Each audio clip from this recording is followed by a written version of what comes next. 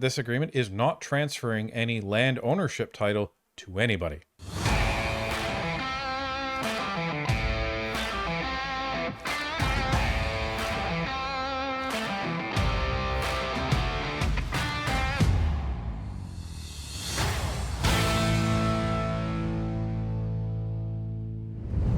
There's been a lot of panic online in recent days about an agreement between Canada and the Musqueam First Nation, with some claiming that it means Vancouver has been handed over or that property rights have come to an end. Does this recent agreement actually do this? The answer is no. Let's take a look. Canada's deal with Musqueam does not impact private property, in BC Indigenous Affairs Minister says. Rebecca Alty sought to clarify her department's agreement with a BC First Nation after a lack of details on the deal generated confusion. This is from the National Post. Which, might I add, is one of the very few right-of-centre publications in Canada. Crown Indigenous Relations Minister Rebecca Alty is seeking to clarify her department's recent agreement with the Musqueam First Nation in BC, saying the deal does not influence the rights of private property owners. Quote, "The recently signed Musqueam agreements do not affect private property," end quote, Alty said in a statement on X. Quote, "Suggestions otherwise are false," end quote. Alty's comments come after her department, Crown Indigenous Relations and Northern Affairs Canada, or CIRNAC, signed a deal with the Musqueam Indian Band that, among other things, recognized the community's Aboriginal rights within a wide swath of land that includes much of Vancouver. The deal was first publicized in a February 20th press release, but started to gain public attention following media reports over the weekend. The department's press release included very few details about the deal, which spread confusion about what the federal government and Musqueam actually agreed to. Most of all, it raised concerns about whether the agreement could somehow influence private property holders following a potentially precedent-setting BC Supreme Court decision last summer. In it, the court ruled in favor of the Cowichan Nation's title claims over some lands, a landmark decision that effectively gave the Cowichan rights to some 1,800 acres located in BC's Lulu Island. Late on Monday, Alty released a statement seeking to douse those concerns, clarifying that the department's deal is only a high-level framework to guide future negotiations. Quote, "Under this agreement, Canada and Musqueam have created a path forward to negotiate Musqueam's rights and title rather than pursuing litigation in the courts," end quote, she said. Late on Monday, CIRNAC also shared the full agreement with the media, which clarifies the limits of the deal. In general, the agreement mostly sets the terms of future talks with the Musqueam, including things like how they will resolve disputes. Quote, "This agreement does not constitute a treaty or lands claim agreements within the meaning of the sections 25 or 35 of the Constitution Act 1982, end quote, the document says. At the same time, the agreement's purpose is to, quote, recognize Musqueam's rights and title within Musqueam territory, end quote, it said. The government's negotiations with the Musqueam come as part of Ottawa's broader efforts to enforce the UN Declaration on the Rights of Indigenous Peoples, or UNDRIP, which seeks to reinforce Indigenous peoples' right to self-determination and lands. That has the federal government walking a fine line between recognizing First Nations' rights to self-governance and natural resource development, while not overriding the charter rights of Canadian citizens. Quote, "This is not recognizing the legal title to the land and does not change Musqueam's approach to private property," end quote, the band's administrative office said in a statement about the agreement on March 1st. Quote, "As stated by Chief Sparrow in December 2025, Musqueam is not coming for anyone's private property. Our approach to traditional unceded territory is one of partnership and relationship with our neighbors, not trying to take away our neighbors' private property," end quote. So this is on the Musqueam's website itself, and you can see where it says, Musqueam is encouraged to see all the interest in the recent Musqueam rights recognition agreements with the Government of Canada. These agreements effectively support Musqueam's long-established role as stewards of the Fraser River and create work groups and advisory committees focused on important issues, including emergency marine management, spill response, environment protection, and fisheries. The agreements support Musqueam's efforts in providing for the long-term environmental health of our traditional territory. These agreements do not relate to land ownership, and there are absolutely no impacts to fee simple lands or private property. We recognize how impactful the Cowichan judgment has been on everyone, including us. It's why we are appealing the judgment. Okay, so is the confusion understandable about an agreement like this? 100%. Absolutely. But we have to be careful not to jump to conclusions when any sort of agreement like this is actually released. The biggest difference between this and what happened with Cowichan is Cowichan was decided at the Supreme Court. This wasn't even in the court. This is just an agreement between one band and the government. And there's a lot in here that is very confusing language, and it took a while for us to actually pull it apart and break it down. Now, a lot of the agreement is preambles, it's essentially declaration of the rules of engagement and things like that. But what we're going to do is we're going to talk about a few specific clauses that deal with exactly what the agreement does and does not do. This is in part 5, and it's page 19 of the 31-page agreement.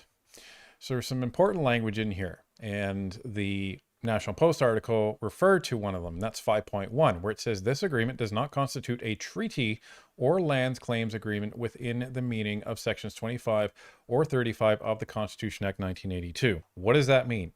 That means that this agreement is not transferring any land ownership title to anybody.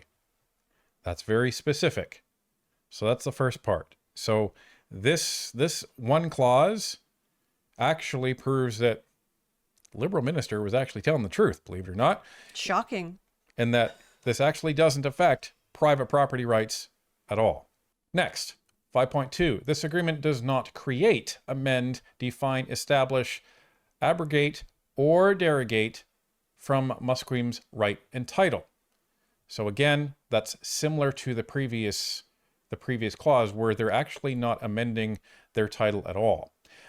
5.3, this agreement is to be construed as upholding rights and title, including Musqueam's rights and title, and not as abrogating or derogating from them, similar to the previous clause. And this is an interesting one. Nothing in this agreement or the Musqueam narrative shall be construed as prejudicing, limiting, or restricting either party's position with respect to rights and title, including the nature, scope, or content or geographic extent of Musqueam's rights and title, or the geographic extent of Musqueam's territories, or the secondary use area. And I'm going to read 5.5 because it's very much related to 5.4. This agreement is without prejudice to the resolution of Musqueam's rights and title through negotiation and other processes. What does that mean? Well, without prejudice is something you will often see in legal documents, such as contracts or settlements in court, like before court, I should say. So, Ryan, what does that mean? It means that this is not final. That's what that means. So, although this agreement says, okay, we're going to be recognizing, not granting, recognizing title for that area, what it also does is, because it's not a with prejudice agreement, it is a without prejudice agreement. That means that any of the other bands can come in and challenge that. You can have the Crown come in and challenge that if they want. That's what without prejudice actually means. So this actually does align with what the National Post article is actually saying, in that this doesn't transfer land. This doesn't say you have the title to every single piece of property out there, and therefore you have ownership of all that land out there. All this says is, yeah, for this area, we recognize that you may have a claim to it. And furthermore, that clause 5.5 states essentially that This is not the final form of this document or agreement. We can revisit this in the future and we can change things. So where does this kind of leave this? Well, what the Musqueam were saying in their statement was this just sets up a framework, and it sets up a path to discussion, path to negotiation. And if you look through this document, that's basically what it is. So the document says, okay, well, we're going to recognize that the Musqueam have Aboriginal title claim to this area, and there will be future negotiations. Any other party can essentially come in and dispute this because it is without prejudice. And that sets up rules of engagement for actually talking about this. So what this sounds like the Musqueam are intending to do is they want to talk about fishing rights, they want to talk about maintenance rights, and who is actually going to be responsible for maintaining the environment in this area. So no title has been granted at all. So if you want to build a house over there and you have a piece of property, you just need a permit from the city. Have at her. So this is very different than Cowichan. In Cowichan, Crown land was transferred over to the Cowichan tribes. Private property was not. That's the main difference here. So there may be a lot of people that are confusing the two, which is understandable, but they are completely different cases. One is actually talking about turning over Crown land. One is not. So this is why we have to be careful when jumping to conclusions of any of these types of stories coming out. And you have to look at the document, you have to break it down, and you have to go through it piece by piece, because the devil is always in the details when it comes to documents like this. Does it mean that there's not a concern across Canada about the amount of these claims that are coming forward? Absolutely not. There definitely is a concern. And should the government be all of a sudden taking land that for over 100 years was private property, is private property, and saying, you know what, maybe we should hand that back over to Indigenous people? There's argument that no, that absolutely shouldn't be the case. Well, and that hasn't been the case so far. What has been the case is that Crown land has been transferred. Right. And if there is any private property that was found to, at one point belong to one of the Indigenous bands and First Nations, what has happened is the government has compensated them in terms of money. It is extremely rare, and we haven't come across any cases yet where someone was actually kicked off their land. So, well, and taxes definitely are not being paid to any First Nations groups. You will still pay your income tax to the federal and provincial governments. You will still pay your property tax to your municipal governments. Right. So in those cases where private property was found to be on First Nations land at one point, what ends up happening is the government says, okay, well, our bad, back in the day, we didn't formally negotiate this from you, so we are going to officially purchase that land that you should have been received compensation for 100 or 200 or 300 years ago, and now we're all square. Because at that point, at some point along the way, the Crown sold land to a private property owner who now has property there. So the courts will almost never put the private property owner in the position of having to essentially suffer the consequences of something that the federal government and the Indigenous bands didn't actually do properly hundreds of years ago. They leave the responsibility there with the Crown and the federal government. So they're the ones that have to pick up the bag, and they're the ones that have to deal with it. It almost never comes down to the actual private property owner. And to speak to the document that we have been discussing, you can find the full agreement or the full document on the National Post's website. We have a link to it in the description. And we are also attempting to contact and interview at least one person who is a expert on this topic. So we're hoping to have an interview forthcoming in the next week. So we can take a breath on this one. Land was not transferred. A First Nations tribe does not own Vancouver at this point, but it doesn't mean that we shouldn't stay vigilant and keep asking questions whenever any sort of decision like this drops in the media.